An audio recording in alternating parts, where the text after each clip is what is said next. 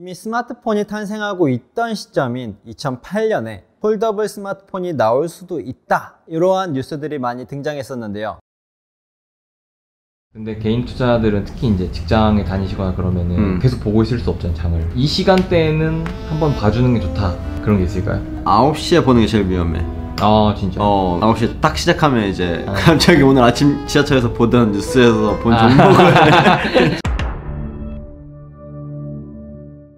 할게 가자.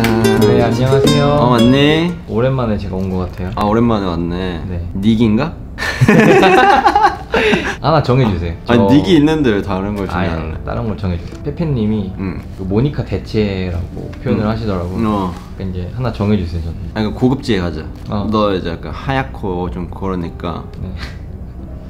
윌리엄? 윌리엄으로 갈게요. 윌리엄? 난 빌리 할게. 빌리? 빌리 오늘 시장 어땠어요? 아직 장이 안 끝났거든? 지금 시장 상황을 한번 봐야 돼.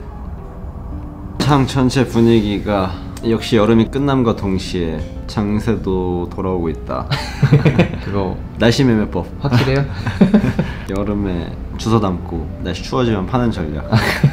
그 방금도 네. 급하게 장을 한번 보셨잖아요. 근데 개인 투자들은 특히 이제 직장에 다니시거나 그러면은 하루에 뭐 계속 보고 있을 수 없잖아요, 장을. 그치. 이 시간대에는 한번 봐주는 게 좋다, 그런 게 있을까요? 보통 직장인분들이 오전에 9시에 한번 보고 12시에 한번 보고 이제 동시호가 끝나고 한번 본단 말이야. 9시에 보는 게 제일 위험해. 아 진짜? 요때가 이제 제일 사람들이 자극적인 시간이거든. 9시에 딱 시작하면 이제 자기가 생각했던 걸 갑자기 까먹어버리고 갑자기 오늘 아침 지하철에서 보던 뉴스에서 본 종목을 바로 검색해서 충동적으로 사게 되는 이제 그 시간인데, 그래서 아침 시간은 피해야 된다. 시작할 때는 나랑 비슷한 사람들, 그러니까 내가 볼 때 다른 사람들 다 많이 보고 있잖아. 네. 그러니까 매수세가 몰리잖아. 그럼 주가가 가벼운 것들은 막 오른단 말이야. 그러니까 되게 비싸게 사는 거지. 그때 사면 오히려. 그래서 보통 사고 싶은 주식이 있다라고 하면 종가에 사는 게 사실 제일 좋은 경우가 많아. 오히려 장을 시작할 때보다는 끝나갈 때쯤 보는 게 좋다. 그치. 특히 이제 단기 트레이딩 하시는 분들은 내가 포지션 들고 있는 그 순간은 다 보고 있는 게 맞잖아요. 근데 잠깐 짬내서 화장실에 가서 잠깐 하고 이런 식으로 단기 트레이딩에서 성공할 확률이 있을까요? 장기적으로? 없지. 나 같은 애들도 여기서 밥 먹는데 모니터 앞에서 밥 먹고 화장실도 한번 짬날 때 갔다 오고. 그쵸, 모니터 들고 가셔야죠. 핸드폰이 붙잡고 화장실에도 스크린을 설치해 놓는 사람들이 있어. 내가 오전에 한번 사고 뭐 점심시간에 한번 보고 이런 식이면은 굉장히 어렵다라는 거. 오늘 이야기할 주제는 무엇일까요? 어제 내가 뉴스를 봤는데 그 컨테이너 운임료가 많이 지금 높은 가격에서 유지되고 있잖아. 그래서 신주성가랑 이제 중고성가가 아직까지도 탄탄하다 하더라고. 근데 이걸 작년 우리가 이맘때도 다뤘던 적이 있는데 H&M 얘기하면서 그럼 이거 얼마나 유지될까 했는데 벌써 1년이 이 가격이 유지되고 중고성가는 더 오르고 신주성가도 계속 오르고 있고, 그때는 사실 물동량이 어느 정도 증가하고 게 사실이었는데 지금은 어떻게 보면 이 원자재들의 물동량이 증가하지 않았는데 이 가격이 유지된다는 것은 왜일까 내가 좀 봤더니, 물량이 많아져서 컨테이너 운임료가 오른 게 아니라 이 환경 규제 때문에 기존의 선박들이 효율적으로 움직이지 못하고 있다.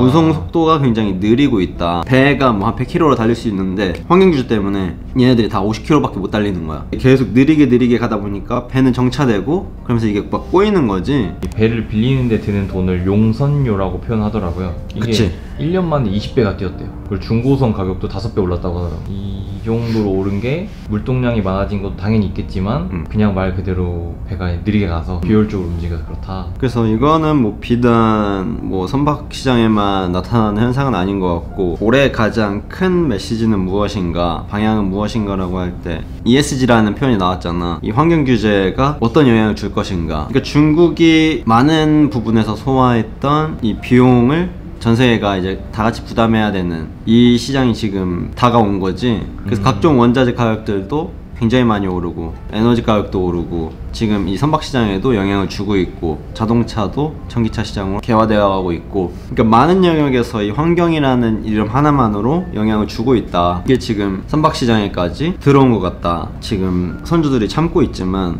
이것들이 지속된다라고 했을 때 친환경 선박에 대한 수요가 어느 순간에는 트리거가 당겨질 거다라는 게 기정사실이다. 이미 근데 이건 저희가 진짜 많은 영상에서 다뤘던 것 같아요. 구체적인 규제 내용들까지 다뤘었죠. 그래서 나는 아직도 많은 분들이 조선주 왜 그렇게 막 이야기하냐라고 하지만 결국 그 시장이 시간이 걸릴 뿐이지 찾아올 수 있겠다. 다른 영역도 마찬가지지. 얼마 전에 뭐 우리가 알루미늄 관련해서 KCC부터 여러 가지 이야기를 했었는데 이 환경 규제로 인해서 탈탄소라는 명목하에 많은 신규 진입자들이 들어오기 부담스러워하고 하지만 수요는 그대로인데 공급자가 계속 잠기니까 환경 부담금에 비해서 에너지 가격이 훨씬 더 많이 오르니까 오히려 환경이 좋아지는 기형적인 지금 현상들이 보여지고 있는 거지. 이게 진짜 인상 깊었던 게 작년인가 워렌 버핏 유명하신 오마 현인님께서 뭔가 신재생 에너지도 아니고 완전 전통적인 에너지 사업을 하는 곳에 투자를 하셨어요. 크게. 맞아. 근데 그 뉴스를 보고 무슨 생각을 하셨을까?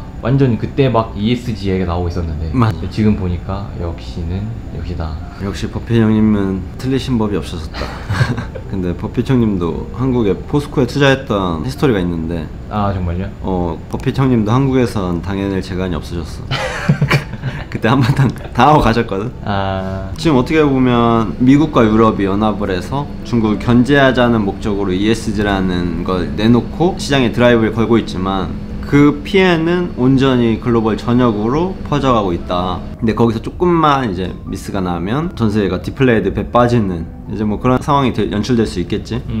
개인 투자자 관점에서 인플레이션이 이미 오고 있다라고 하면은 어떤 종류의 주식에 투자하는 게 제일 좋나요? 사실 인플레이션의 방향을 잡고 투자하는 거는 맞지 않는 것 같고 항상 우리는 뭐 성장할 수 있는 산업에 투자해야 된다 라고 이야기하잖아. 조금 더 역으로 들어가서 그럼 인플레이션을 만드는 요인은 무엇인가 라고 했을 때 지금 ESG라는 게 도출되었고 그럼 ESG는 무엇에 영향을 더 주는가? 그러면 뭐 여러 가지 방금 나왔잖아. 뭐 조선도 있고 에너지도 있고 조금 멀리 가면 수소도 있죠. 그치. 요즘 또 주목받는 게 수소이기도 하니까. 그래서 요즘 막 투자자들 사이에서 유행하는 게 이제 수소에서 텐베거를 찾아라 라는 이슈가 돌고 있는데 사실 2차 전지 때도 그 시장이 올까 말까 굉장히 많은 사람들이 고민했었거든.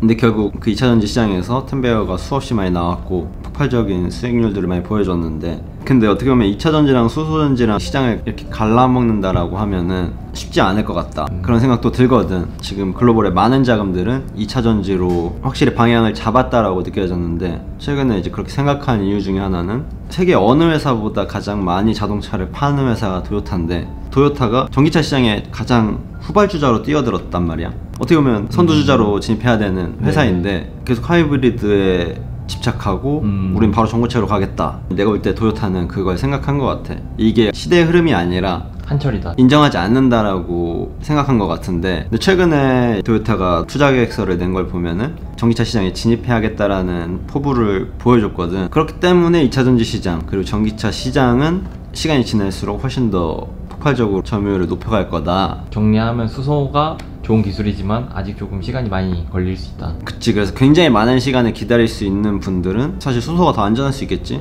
수소 관련 기업들이 아직 많이 안 올랐으니까. 안 꼈으니까. 근데 2차 전지 시장은 사실 시장 참여자들이 등장했고 그래서 이제 치킨 게임만 남은 상황인데 전고체 배터리로 가는 과정에서 치킨 게임이 한번 붙고 그러면 이제 선두주자들만 남아서 전고체 배터리로 넘어가는 혹은 다음 세대 배터리로 넘어가는 그리고 그 상위 기업들이 전 세계를 많이 독점하는 그런 형태로 가지 않을까라고 생각하게 되는데 그럼 저희가 시계열을 좀 짧게 해서 인플레이션 시대에 어디에 투자하면 좋겠냐 그거 한번 다시 정리해 주시겠어요? 굉장히 안 좋은 전략은 20대 남자들이 많이 하는 곧버스 전략.